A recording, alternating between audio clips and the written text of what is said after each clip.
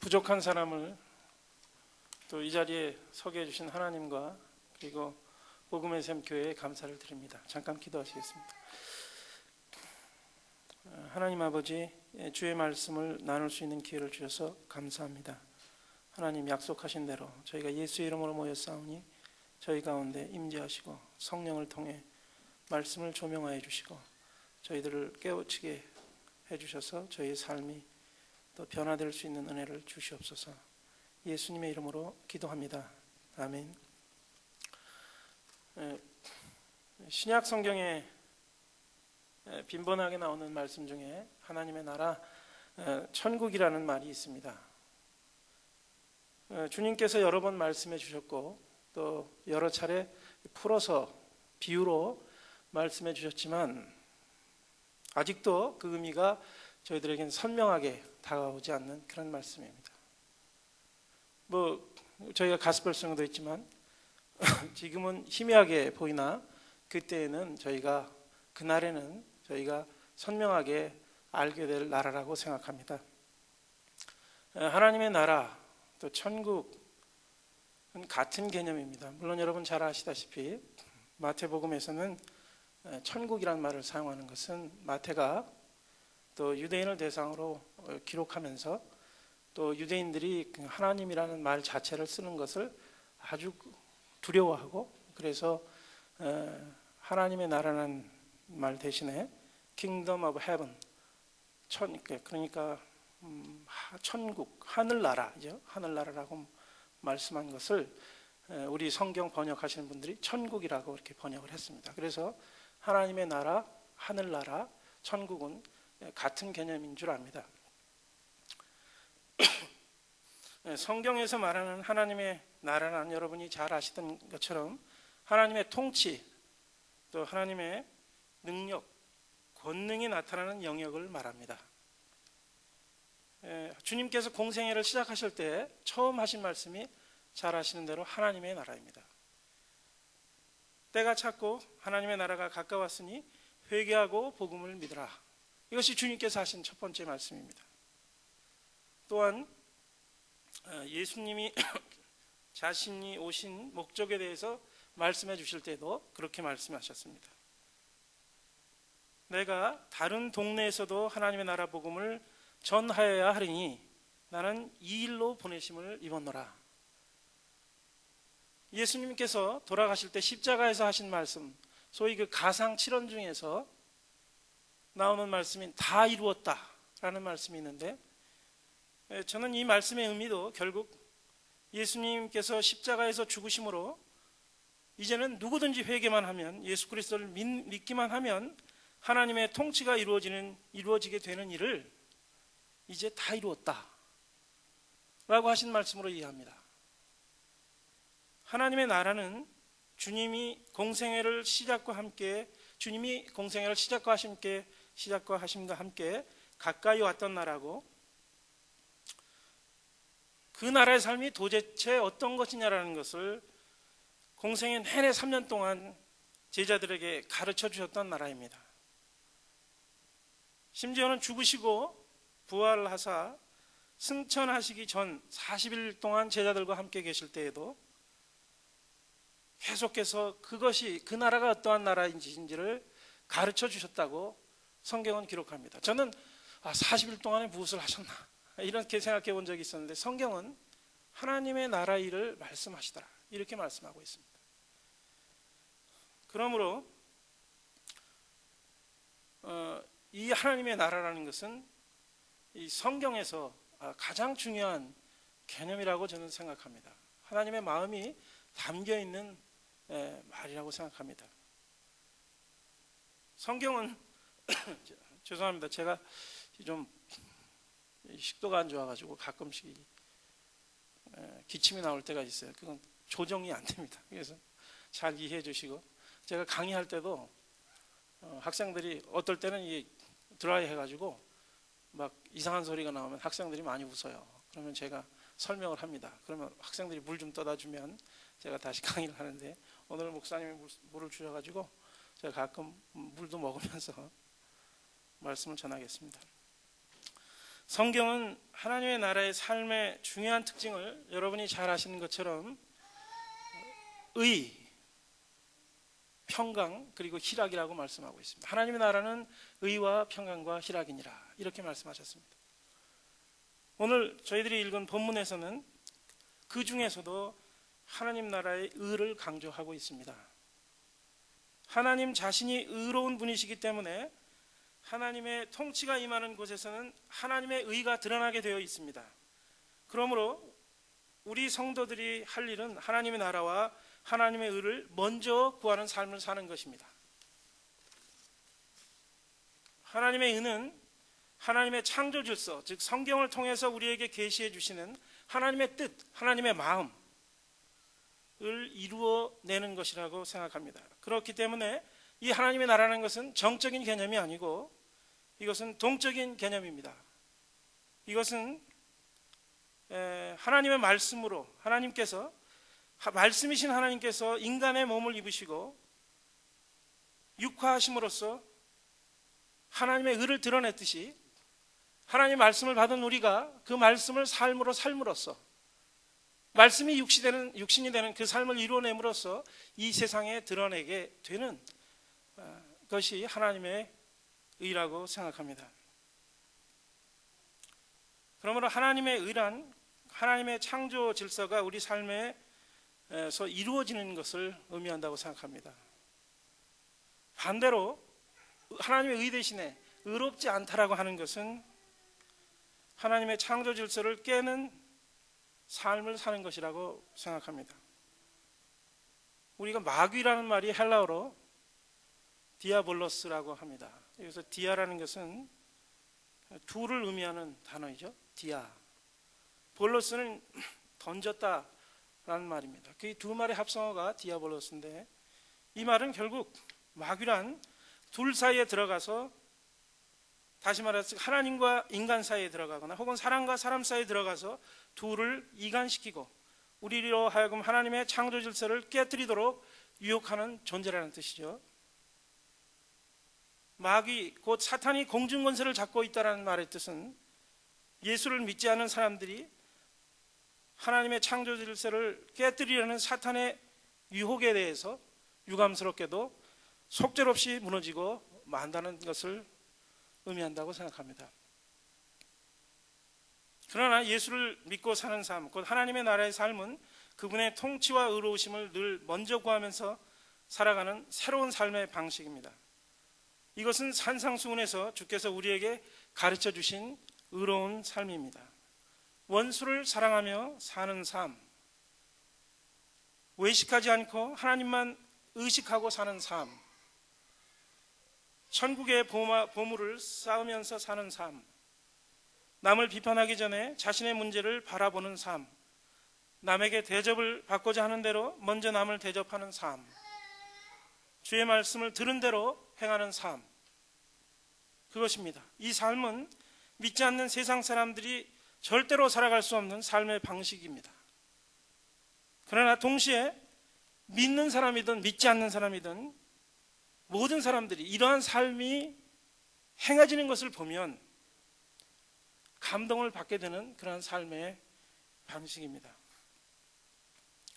물론 우리가 인정할 수밖에 없는 것은 우리가 이러한 삶을 사모하고 그렇게 살고 싶은 마음이 간절하지만 우리에게는 죄성 때문에 항상 그렇게는 살지 못하고 있다는 것입니다.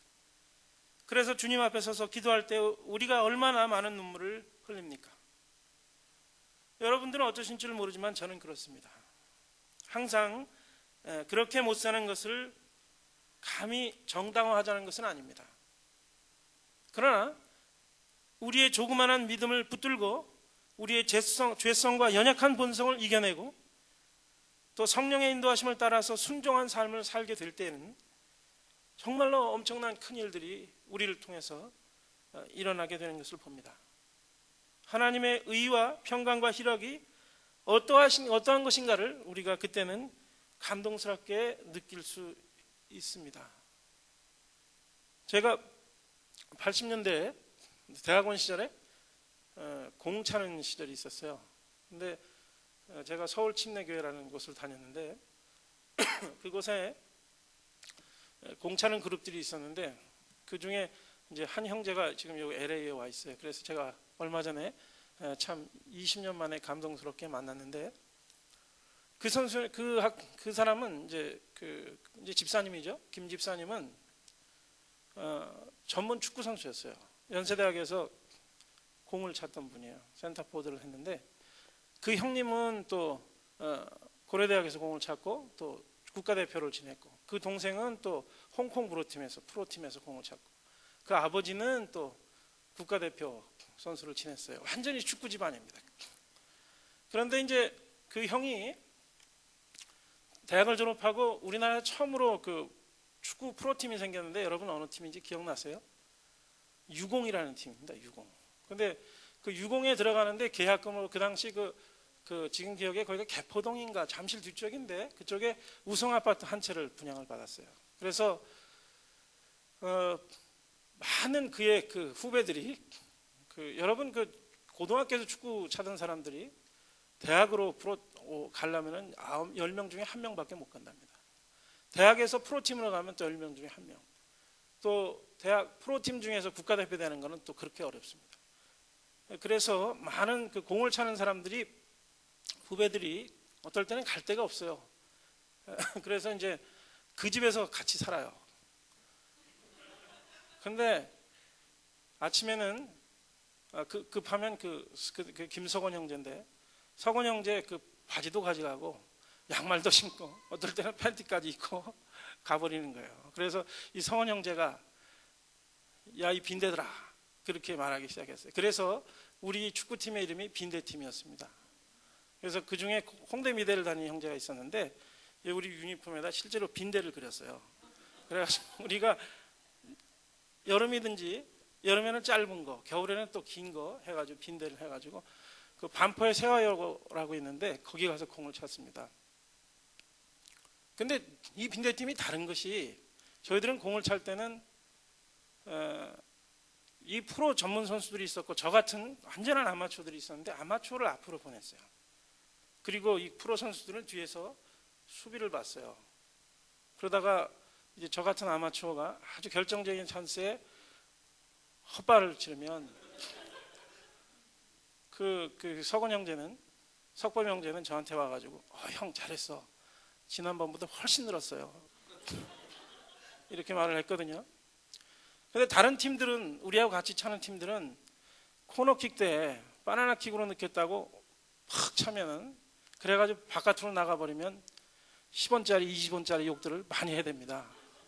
저 밖에서요. 그래가지고 분위기가 험악해요. 근데 우리 팀은 너무나 좋은 거예요. 어쩌다가 상대방들하고 몸싸움을 하다가 부딪히면 절대로 우리는 화내는 법이 없습니다. 아주 화내면 이제 그 석원 형제가 나서가지고 막 붙잡고 사과해! 그러면 엄청나게 사과합니다. 그래서 우리 팀 분위기가 너무 좋으니까 상대 팀에서 몇 사람들이 계속 차다가 우리 팀으로 오겠다가 한 사람들이 생기기 시작했어요. 그래가지고 한 5명 정도가 그렇게 생겼어요.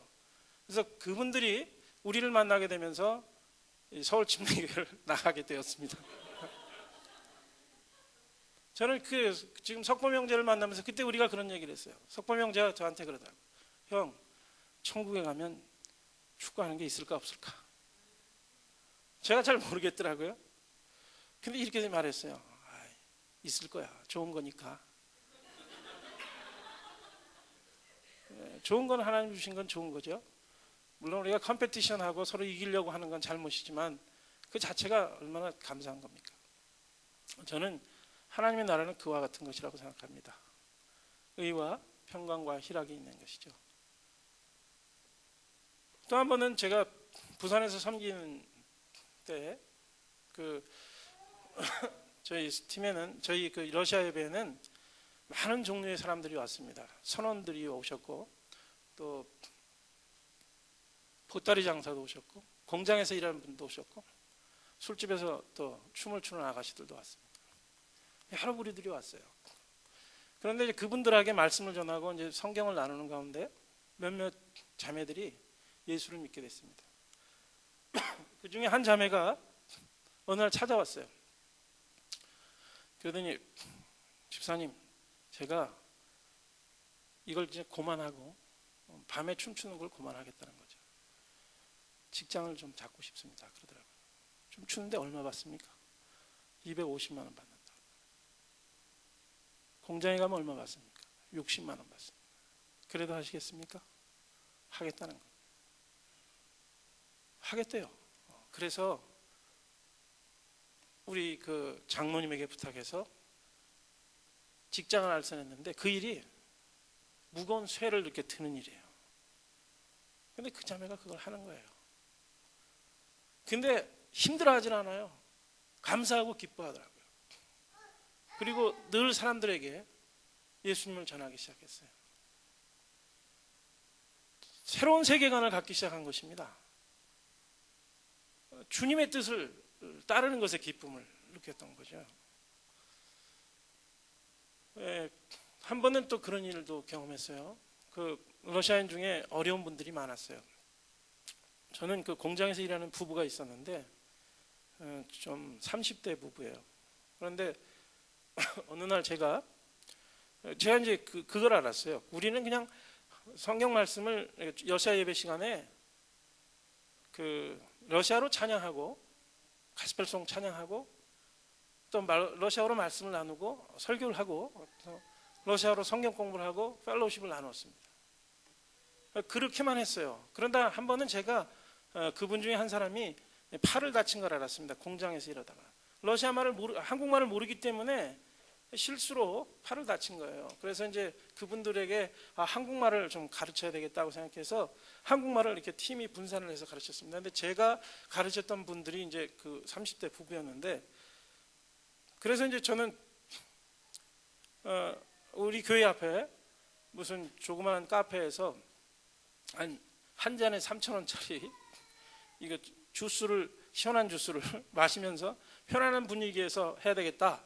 그래서 그분들하고 그렇게 했어요. 그런데 이분들이 식사를 안 하고 온 걸 알았어요. 밥을 못 먹는 거예요. 그래서 장소를 바꿨습니다.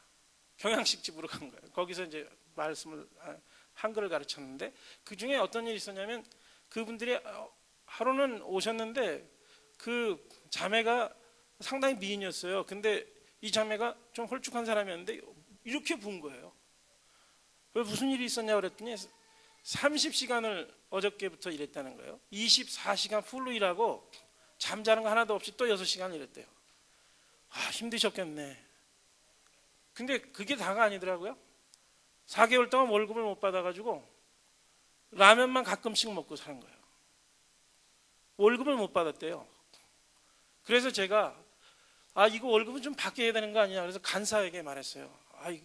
간사 우리 이거 좀 어떻게 해보자고. 방법이 없어요. 그래서 같이 형제들끼리 회의를 했습니다. 그래서 한 것이 인권단체를 찾아갔어요. 이분들을 도우자. 몇몇 형제들이 그럽니다. 교수님, 이 인권단체는요, 이 사람들 우리하고 신앙 고백이 다른 사람들이에요. 영어식으로 제가 so what 그랬습니다. so what. 우리가 못하면 이분들하고 같이 하자. 돕게 하자. 그래서 그분들을 찾아갔어요. 그래가지고 어렵게 해서 그분들이 넉 달 동안 못 받았던 3,000불 돈을 받아가지고 근데 그분들은 그 이전에 한국을 떠나게 되었습니다. 그럴 때 제가 떠날 때 꼭 찾아드리겠습니다 하면서 나중에 3,000불을 송금을 했는데 이분이 나중에 편지가 크리스마스 카드가 왔어요. 거기에 뭐라고 썼냐면 저희들은 지금 체코슬로바키아에 있습니다. 저희들은 여기서도 똑같이 불법으로 일을 하고 있습니다. 그런데 이제는 한국 사람들을 만나면 우리가 그 사람들에게 어디 가면 싸고 맛있는 곳에서 먹을 수 있고 어디 가면 좋은 것을 살 수 있는지를 가르쳐 주고 있습니다. 그렇게 말을 해요. 그 부부가 떠날 때 저에게 그런 말을 했습니다. 저희는 3년을 이곳에서 일하면서 저희가 생각해 한국인들은 러시아말로 zvery 동물이라고 짐승이라고 생각했다는 거예요. 그런데 우리가 이 선교회 사람들을 만나서 6개월을 같이 사는 동안 우리는 이제 한국 사람들 여러분들도 사람이라고 생각하기 시작했습니다. 여러분 우리가 현실적으로 보면 너무나 악들이 많죠. 그런데 이 복음이 드러나는 장소에 하나님의 나라가, 그것에 하나님의 의가 드러나고, 그런 자리에는 사람의 변화가 있고 생각의 변화가 있고 하나님의 평강과 희망이, 소망이 그곳에서 드러나게 되는 것을 경험했습니다. 우리에게 여전히 죄성이 남아 있음에도 불구하고 우리가 모든 이들을 감동시킬 수 있는 것은 바로 하나님께서 우리에게 주신 조그마한 믿음을 붙들고 순종하는 삶을 삶으로써 하나님의 의를 드러낼 때입니다. 하늘에 계신 우리 아버지께서, 하늘에 계신 우리 아버지께 세상 사람들이, 믿지 않는 사람들이 영광을 돌리게 되는 그 착한 행실을 드러내는 삶, 그때 하나님의 의가 드러납니다. 주기도문에 나라가 임하오시며 뜻이 하늘에서 이루어진 것 같이 땅에서도 이루어지이다 라는 말씀이 이루어지는 순간입니다. 그러므로 하나님께서는 성도들이 자신들의 삶에서 하나님의 나라와 의를 먼저 구하기를 원하십니다. 먼저 구하라고 말씀하신 것은 우리에게 자신의 것을 먼저 구하는 본성이 있음을 주님께서 이미 아셨다는 것이죠. 그러나 이 말씀은 그럼에도 불구하고 먼저 하나님의 나라와 의를 구하는 선택을 하면서 사는 삶을 살라고 주님께서 사랑 어린 마음으로 우리에게 당부하신 말씀이라고 저는 생각합니다. 이런 삶을 살 때 주님께서 더 큰 믿음을 주시는 것을 보았습니다. 한때 제가 80년대에 다니던 대학부에서 좀 형제들끼리 생각들이 틀려가지고 제가 고민을 한 것이 과연 신앙의 성장이라는 것이 무엇이냐 이라는 그 고민을 갖게 됐어요. 그럴 때 제가 그 당시에 존경하던 그 선교사님이 계셨는데, 양영학 선교사님, 지금 홍콩에 가서 쭉 사역하고 계시는데 그분 찾아뵈서 그 말씀을 드렸어요. 그러니까 이분이 저에게 그런 얘기를 하시더라고요. OMF, 그분은 OMF 선교사인데 이렇게 얘기를 하셨어요. 이것이라고. 하나님이 나에게 주신 것을 받아서 사람들에게 주면 이 하나님이 우리의 손에 더 큰 그릇을 주신다는 것이죠. 그래서 다시 그 그릇을 들어서 하나님의 은혜를 받고 사람들에게 주면 우리 빈 이 그릇에 하나님이 더 큰 그릇을 준다는 것입니다. 주님께서 이렇게 말씀하셨죠. 영생은 하나님과 그의 아들을 아는 것이라고 했습니다. 여러분 아시다시피 안다는 이 히브리어 야다라는 것은 경험하는 것이죠. 하나님을, 그 살아계신 하나님의 나라와 하나님의 의를 우리가 경험하는 것이 영생이라는 것입니다. 물론 우리가 이 세상을 떠나서도 영원히 사는 그것도 영생이지만 그 영생의, 주님께서 말씀하신 영생의 의미는 하나님을 경험하는 것이라고 생각합니다.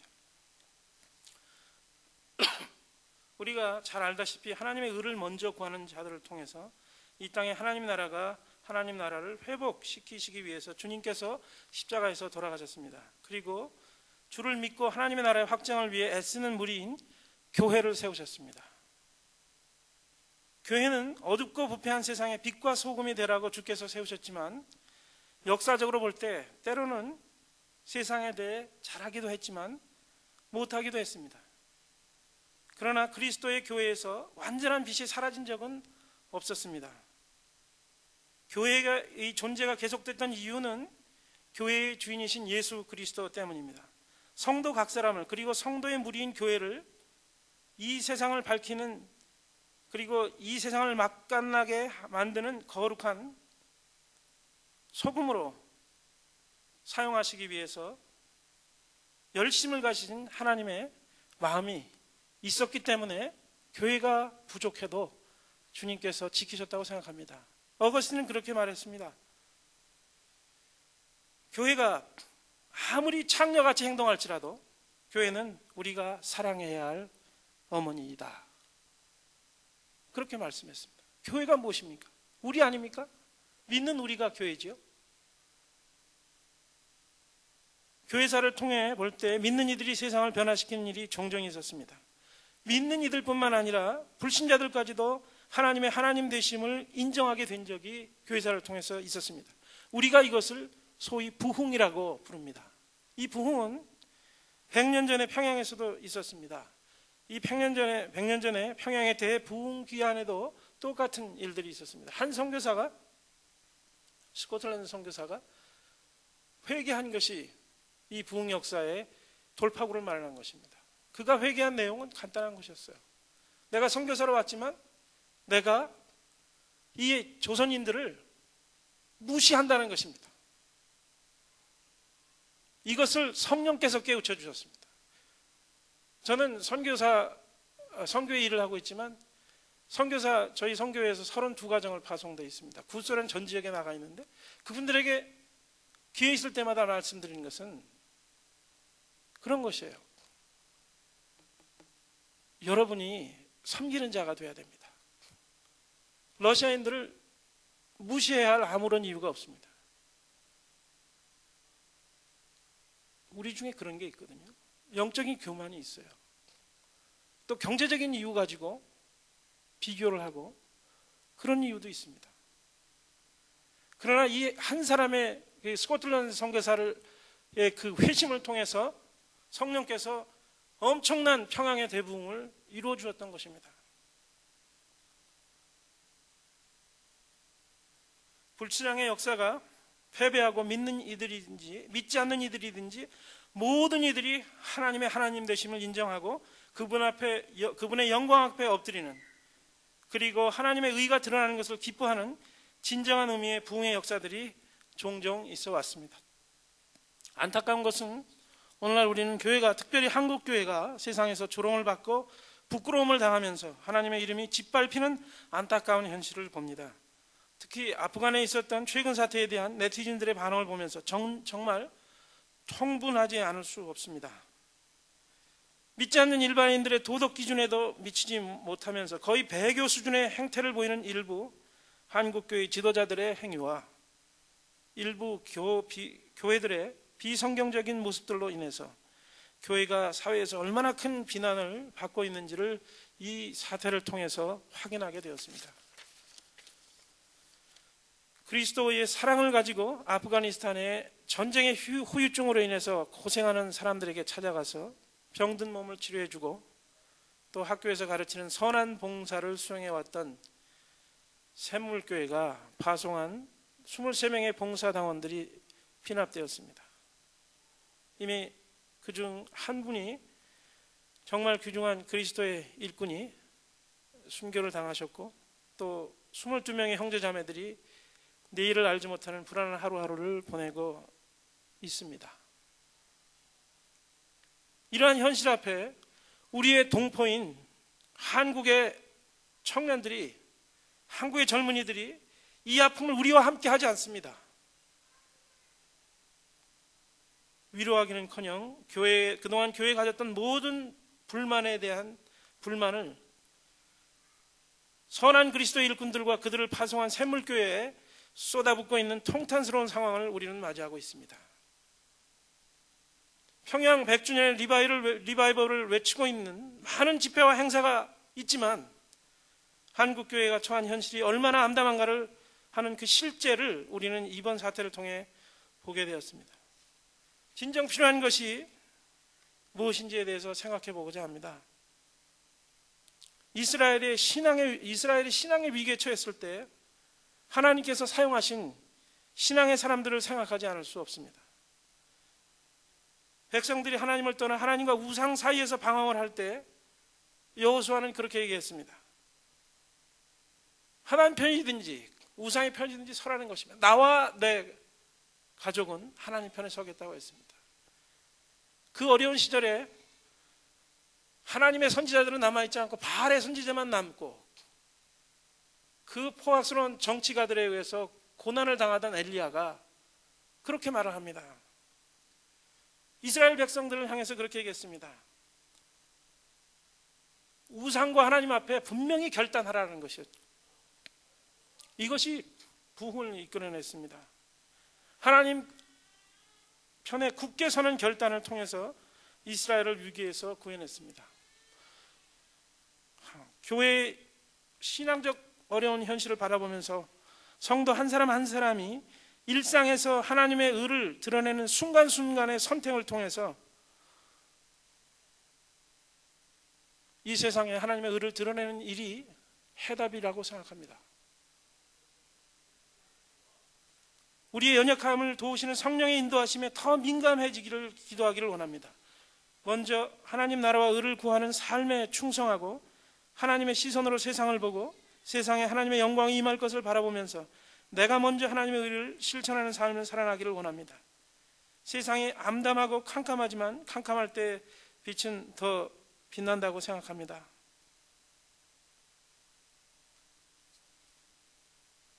아인슈타인은 교회에 대해서 매우 회의적인 사람이었습니다. 아주 부정적인 사람이었어요.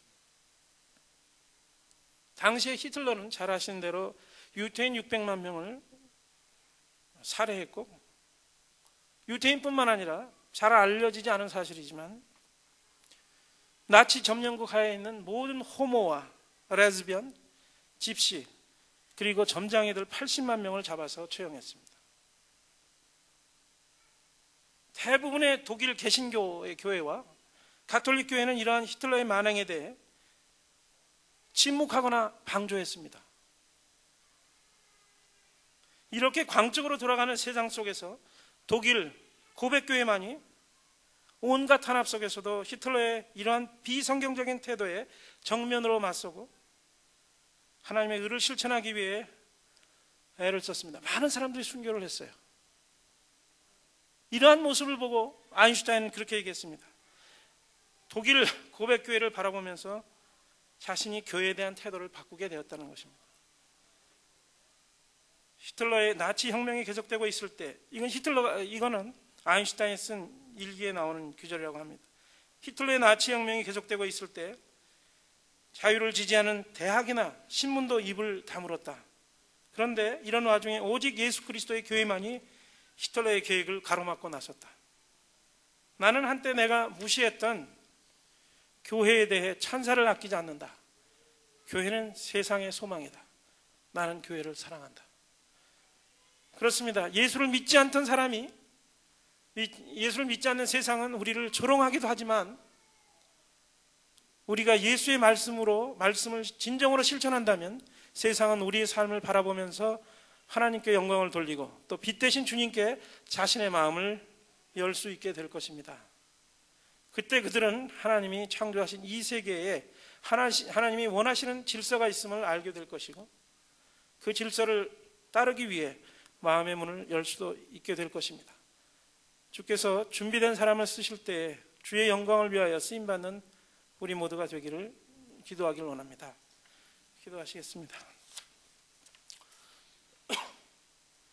하나님 아버지, 적은 무리가 모여서 주님 앞에 섰습니다. 하나님, 진정으로 주님을 사랑하는 무리인 줄 압니다. 적은 무리여 두려워 말라. 내 아버지께서 그 나라를 너에게 주시기를 기뻐하신다고 했는데 주님, 샘물교회를 축복하여 주셔서, 이 복음의 샘교회를 축복하여 주셔서 하나님, 참 이들을 통해 이 파사데나와 LA와 미국과 그리고 전 세계에 그리스도를 아는 기쁜 소식이 힘있게 증거될 수 있도록 하나님 도와주시옵소서. 아버지 하나님, 우리를 긍휼히 여겨주셔서 우리가 좀 더 아버지 하나님 우리의 마음을 더 열고 먼저 하나님의 나라를 구하는 삶을 살 수 있도록 우리에게 은혜를 내어 주시옵소서. 예수님의 이름으로 기도합니다. 아멘.